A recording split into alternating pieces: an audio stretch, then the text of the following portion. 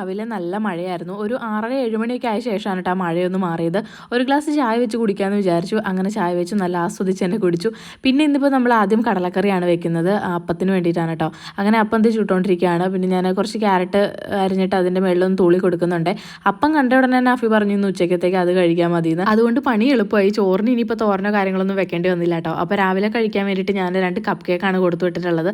പിന്നെ ഉച്ചക്കത്തേക്ക് തരുന്ന നമ്മൾ 2-3 അപ്പം വെച്ചിട്ടുണ്ട്, കുട്ടി അപ്പം. അതുപോലെ തന്നെ കടലക്കറി, ഇത് തേങ്ങ അരച്ച് വെച്ച കടലക്കറിയാണ്, അതും കൂടി വെച്ച് കൊടുത്തു കേട്ടോ. അപ്പോൾ ഇന്നത്തെ പരിപാടി കഴിഞ്ഞു. പിന്നെ വാട്ടർ ബോട്ടിൽ വെള്ളം നിറച്ച് ബാഗിലാക്കി എടുത്ത് വെച്ച് അവനെ ഒരുക്കി നമ്മൾ പോകാൻ വേണ്ടിയിട്ട് ഇറങ്ങുകയാണ്. പിന്നെ ഇന്ന് നിധിക്കുട്ടീനെ കൊണ്ടുപോകുന്നുണ്ട്. ഇന്നലെ ഞാൻ പറഞ്ഞില്ലേ ഭയങ്കര വഴക്കും കരച്ചിലുമായിരുന്നു അവളെ കൊണ്ടുപോകാൻ വേണ്ടിയിട്ട്. ഇന്ന് എന്തായാലും അവൻ്റെ ആഗ്രഹമല്ലേ, അതങ്ങ് തീർത്തേക്കാന്ന് ഓർത്തു. പോകാൻ വേണ്ടിയിട്ട് ഇറങ്ങിയപ്പോൾ മുറ്റത്തോടെ കൈ പിടിച്ചുകൊണ്ട് നടക്കുന്നതാണ് കേട്ടോ. സമയമായിട്ടുണ്ടായിരുന്നില്ല. അങ്ങനെ ഒരു 8:30 ഒക്കെ കഴിഞ്ഞപ്പോഴത്തേക്ക് നമ്മൾ വീട്ടിൽ നിന്ന് ഇറങ്ങി.